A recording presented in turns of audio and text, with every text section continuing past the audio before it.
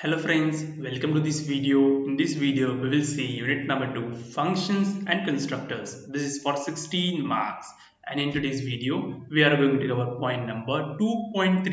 We will see constructors, concept of constructors and types of constructors.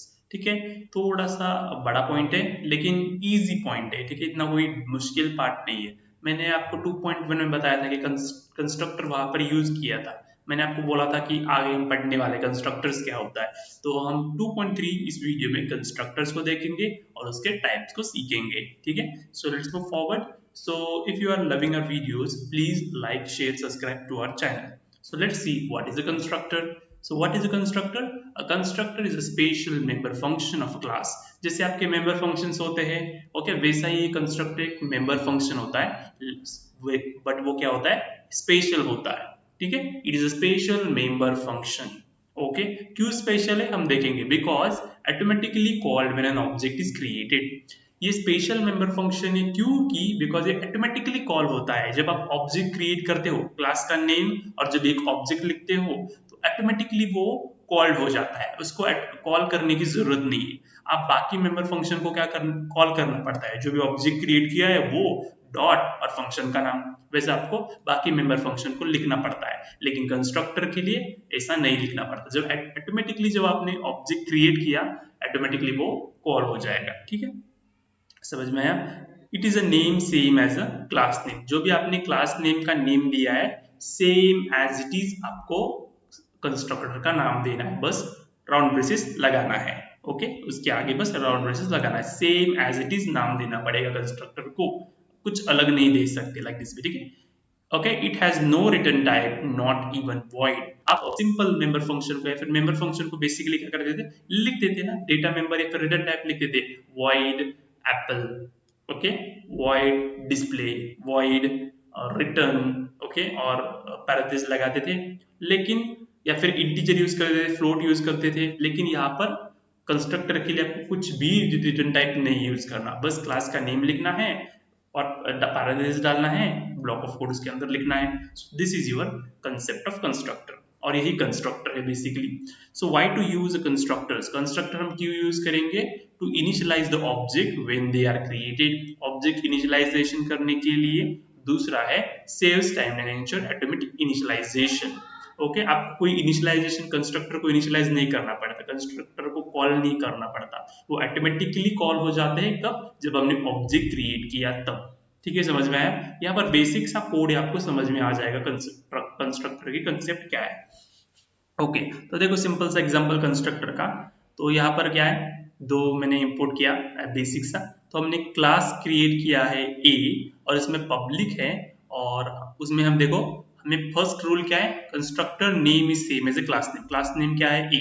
तो देखो ए है as it is. Okay, और ये यहाँ मैंने राउंड ब्रेसेस लगा दिए और इसके अंदर जो भी लिखना है आप लिख सकते हो. मैंने क्या आया, कंस्ट्रक्टर कॉल्ड, ऐसा मैंने डाल दिया.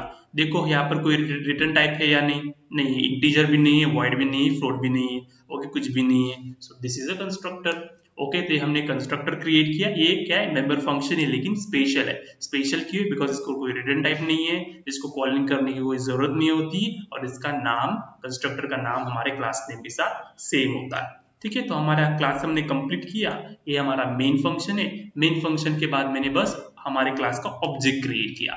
जब आप ऑब्जेक्ट क्रिएट करेंगे ऑटोमेटिकली ये फंक्शन हमारा, सॉरी, ऑटोमेटिकली ये कंस्ट्रक्टर हमारा कॉल हो जाएगा. ऐसा लिखने की कोई जरूरत नहीं. अब अगर आपका यहाँ होता वॉइड डिस्प्ले करके तो आपको पहले ऑब्जेक्ट क्रिएट करना पड़ता, फिर obj1 डॉट डिस्प्ले आपको ऐसा लिखना पड़ता, ऐसा आपको ऐसा करना पड़ता. ओके, ये ऐसा आपको करना पड़ता. ओके, जो भी ऑब्जेक्ट का नाम है वो लिखना पड़ता, obj डॉट डॉट करना पड़ता और फंक्शन का नाम ऐसा लिखना पड़ता. लेकिन कंस्ट्रक्टर को ऐसे कोई करने की जरूरत नहीं है. बस आपको ऑब्जेक्ट क्रिएट करना, ऑटोमेटिकली कॉल हो जाएगा. तो ये कंस्ट्रक्टर है. तो आप जब ऑब्जेक्ट क्रिएट करेंगे ना, एज सुन एज आप एंटर करोगे तो ये हमारा कंस्ट्रक्टर कॉल हो जाएगा और इसके अंदर का सारा कंसेप्ट प्रिंट हो जाएगा, सारा कोड प्रिंट हो जाएगा. कंस्ट्रक्टर कॉल करके प्रिंट हो गया. सो this is a simple constructor. ठीक है, और simple example for the constructor. तो यहाँ पर उसके कोई कैरेक्टरिस्टिक्स देखे हमें, हम पहले चार कर लेंगे, बाकी के सारे है ना ये हम जब हम आगे करेंगे डिस्कस तो आपको समझ में आ जाएगा, या आपको कुछ समझ में नहीं आएगा। जब हम इनहेरिटेंस करेंगे, वर्चुअल की कंसेप्ट समझेंगे, तो आपको कंस्ट्रक्टर समझ में आ जाएगा। ठीक है, यहाँ पर बस हम 4 चीजों पर फोकस करते हैं। तो first, they should be declared in a public section. तो कंस्ट्रक्टर आपको पब्लिक में ही डिक्लेयर करना है, समझ में आया। उसके बाद they are invoke automatically when an object are created. जब हम ऑब्जेक्ट क्रिएट करते हैं ऑटोमेटिकली इन्वोक होते हैं, मतलब ऑटोमेटिकली कॉल होते हैं। समझ में आया, ये कंसेप्ट है। दूसरा, they do not have a return type, not even void, and therefore they can not return values. तो कंस्ट्रक्टर नेवर रिटर्न अ वैल्यूज, इसका कोई रिटर्न टाइप नहीं होता। ठीक है, function can return a value, और फंक्शन की वैल्यू स्टोर कर सकते थे वेरिएबल में, लेकिन कंस्ट्रक्टर की वैल्यू स्टोर नहीं कर सकते। Constructor can not return any value, they do not have any return type. समझ में आया, okay. They cannot be inherited through a derived class, can call the base class constructor। तो ये आप जब इनहेरिटेंस की कंसेप्ट होगी ना, तो ही आपको समझ में आ जाएगा। ठीक है, फिर भी आपको मैं एक्सप्लेन करता हूँ। इनहेरिटेंस मतलब क्या है? Deriving a new class from existing class. Okay, मतलब पेरेंट चाइल्ड का रिलेशनशिप होता है। अगर आपने बेस क्लास में कोई कंस्ट्रक्टर डिक्लेयर किया है ना, तो डिराइव्ड क्लास वो यूज नहीं कर सकता। लेकिन हम डिराइव्ड क्लास के ऑब्जेक्ट से बेस क्लास के या फिर पेरेंट क्लास के कंस्ट्रक्टर को इनिशियलाइज कर सकते, कॉल कर सकते हैं। समझ में आया, लेकिन कई कंस्ट्रक्टर कभी इनहेरिट नहीं होते। लाइक दिस पे समझ में आया। तो बाकी के सारे कंसेप्ट ये है ना, हम आगे के चैप्टर्स में डिस्कस करेंगे। आप ये लिख सकते हो। ठीक है, पहले तो हम बेसिक समझ लेंगे कंस्ट्रक्टर क्या है। वो ये सारा इम्प्लीमेंटेशन किया है आगे न्यू एंड डिलीट कीयर से, वर्चुअल से, या फिर इनहेरिटेंस में यूज किया है। Okay, so like other C++ function, they can have a default argument। default argument भी हो सकता है उनके पास। okay, so we cannot refer to their address। constructor के address को हम refer नहीं कर सकते। okay, ऐसे बहुत सारे characteristics हैं, आप इसमें से 4-5 characteristics ध्यान में रख सकते हो। समझ में आया, ओके। तो टाइप्स ऑफ कंस्ट्रक्टर, अभी हमने कंस्ट्रक्टर को समझा, कंस्ट्रक्टर क्या है, उसका यूज क्या है, उसकी कैरेक्टरिस्टिक्स क्या है। अभी हम देखेंगे टाइप्स ऑफ कंस्ट्रक्टर। तो 4 टाइप्स है। फर्स्ट है डिफॉल्ट कंस्ट्रक्टर, दूसरा है पैरामीटराइज्ड कंस्ट्रक्टर, तीसरा है कॉपी कंस्ट्रक्टर, चौथा है कंस्ट्रक्टर ओवरलोडिंग। तो फर्स्ट डिफॉल्ट कंस्ट्रक्टर क्या है, उसमें नो पैरामीटर्स है, initialise value by default.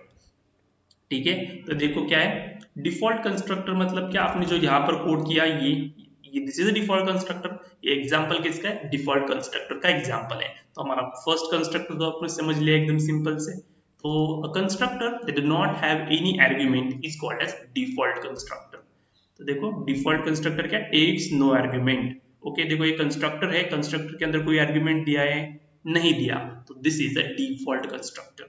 Okay, यही यही कोड मैंने यहाँ लिखा है, लेकिन थोड़ा सा अलग है, बस एक ही जगह टेस्ट यूज किया है। ओके, तो जिस कंस्ट्रक्टर के पास कोई आर्गुमेंट नहीं होता, वो कंस्ट्रक्टर्स क्या होते हैं? डिफॉल्ट कंस्ट्रक्टर्स होते हैं, called when object is created without values. So without value भी हम उसको कॉल कर सकते हैं, लाइक दिस। ठीक है, this is a default constructor जिसके पास आर्गुमेंट नहीं होती, तो इसका कोड है। नाउ वापस थ्योरी दी है, a default constructor is automatically generated by the compiler if a programmer does not define one। अगर आपने क्लास में कोई कंस्ट्रक्टर डिफाइन नहीं किया, आपने क्लास लिखा और क्लास में देखो, यहाँ पर देखो एग्जांपल देखो, क्लास ए और इसमें बस पब्लिक डाल दिया, और आपने यहाँ पर कंस्ट्रक्टर कुछ क्रिएट नहीं किया है, तो वो जब आप ऑब्जेक्ट क्रिएट करेंगे ना, कंस्ट्रक्टर ऑटोमेटिकली जनरेट करता है। तो हर एक प्रोग्राम के लिए, क्लासेस एंड ऑब्जेक्ट के प्रोग्राम के लिए कंस्ट्रक्टर होते हैं। अगर आप लिखते नहीं हो ना, लेकिन फिर भी कंपाइलर क्या करता है, कंस्ट्रक्टर को ऐड करता है आपके कोड में। ओके, आप डिफाइन भी नहीं किया होगा ना, तभी भी जब क्रिएट करेंगे ऑब्जेक्ट को, कंस्ट्रक्टर जनरेट करता है ऑटोमेटिकली। ठीक है, कौन से कंस्ट्रक्टर्स? डिफॉल्ट कंस्ट्रक्टर्स को, लेकिन उसके अंदर कुछ नहीं होता, बस डिफॉल्ट पर्पस के लिए वो बना के रखता है। समझ में आया? तो देखो, this constructor doesn't take any argument as it is parameterless. ये कोई आर्गुमेंट नहीं लेता, बिकॉज ये क्या है, पैरामीटरलेस है, कोई पैरामीटर हम पास नहीं करते। And initialize object member using default values। okay, it is called a zero argument constructor। इसको zero argument constructor क्यों कहते हैं? बिकॉज ये पैरामीटर नहीं लेते, इसीलिए पैरामीटर लेस है, इसीलिए इसको zero argument constructor कहते हैं। अभी आपको पता चल गया होगा आर्गुमेंट क्या होता है, पैरामीटर्स क्या होता है।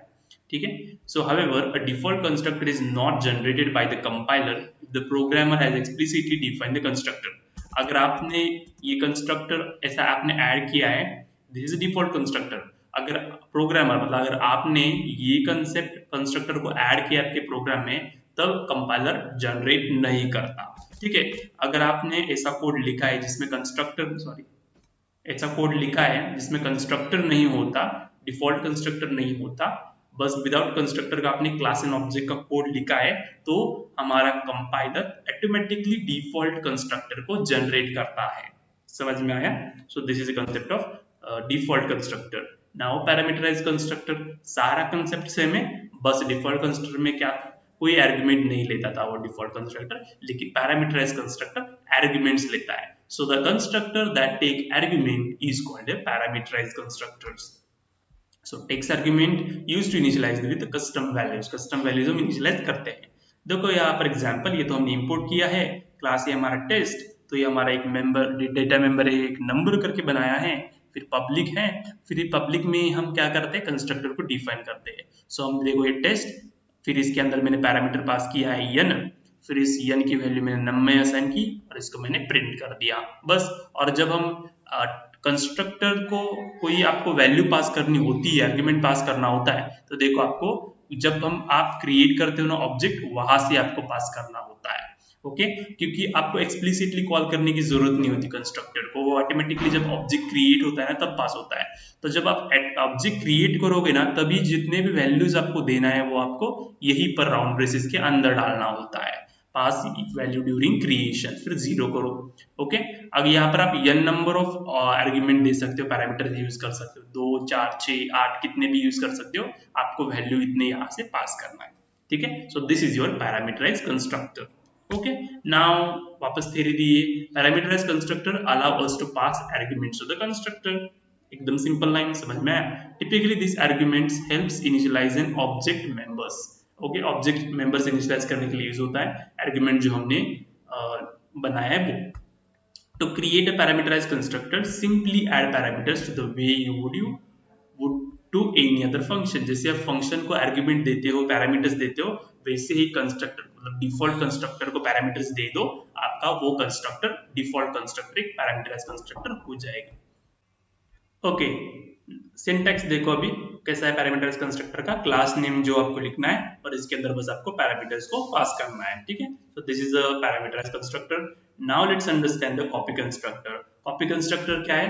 Creates a new object by copying the another object. एक ऑब्जेक्ट से दूसरे ऑब्जेक्ट हम क्रिएट कर सकते हैं, मतलब एक ऑब्जेक्ट को लेकर हम एक नया ऑब्जेक्ट क्रिएट कर सकते हैं। सो देखो एग्जांपल देखो, तो सिंटैक्स देखो कि पहले क्लास नेम जो है लिखने का, फिर क्लास का नेम लिखने का, और एम्परसाइन यूज करो एंड ओबीजे करना है वो लिख लो। ठीक है, देख लो यहाँ पर आपको एग्जांपल से समझ में आता है प्रॉपरली। ठीक, तो यहाँ पर इंपोर्ट कर लो। पहले हमारा क्लास क्रिएट किया टेस्ट, उसके अंदर नम, सेम कोड है पिछला वाला लेकिन थोड़े से चेंजेस किए। तो एक हमने कंस्ट्रक्टर क्रिएट किया है टेस्ट, उसमें n पास की, this is the parameterized constructor. इसमें है n की वैल्यू जो है वो मैंने num को असाइन कर दी। उसके बाद मैंने दूसरा कंस्ट्रक्टर इनिशियलाइज किया कॉपी कंस्ट्रक्टर, तो देखिए पैरामीटराइज्ड कंस्ट्रक्टर है, ये कॉपी कंस्ट्रक्टर है। तो कॉपी कंस्ट्रक्टर में हम ऑब्जेक्ट करते हैं, क्रिएट किया, जैसे पास बाय रेफरेंस का कंसेप्ट था वैसा आपने कॉपी कंस्ट्रक्टर में करना है, और जो t.num है उस वैल्यू में num को असाइन कर दूंगा। ठीक है, और इस num को मैंने यहाँ पर प्रिंट कर दिया, और प्रिंट करने के बाद कॉपी हो गया। देखो t हमने अभी क्या दिया है, टेस्ट t1, और इसके अंदर 100 दिया, मतलब ये 100 n की वैल्यू क्या दी, 100, तो num में क्या स्टोर हो गया है, 100 स्टोर हो गया। अभी देखो वैसा ही मैंने दूसरा ऑब्जेक्ट क्रिएट किया टेस्ट t2, और t2 के अंदर मैंने क्या पास किया है, t1, तो ये ऑब्जेक्ट t1 एज ऑब्जेक्ट मैंने पास किया t2 को। तो t2 को मैंने आर्गुमेंट क्या दिया है, कौन से, तो टेस्ट एक कंस्ट्रक्टर है, इस कंस्ट्रक्टर को मैंने आर्गुमेंट क्या दिया है, t1। t1 क्या है, ऑब्जेक्ट है, और ऊपर का कंस्ट्रक्टर क्या था, ये एक पैरामीटराइज कंस्ट्रक्टर था, उसको मैंने 100 एक parameter they the. This is the concept of copy. तो t1 को मैंने कॉपी किया t2 में। ओके, मतलब t1 का जो भी है वो t2 में मैंने कॉपी कर लिया। सो this is a basic constructor, मतलब कॉपी कंस्ट्रक्टर, और यहाँ पर मैंने t2 को मैंने शो किया है, आउटपुट जो है वो प्रिंट हो गया होगा।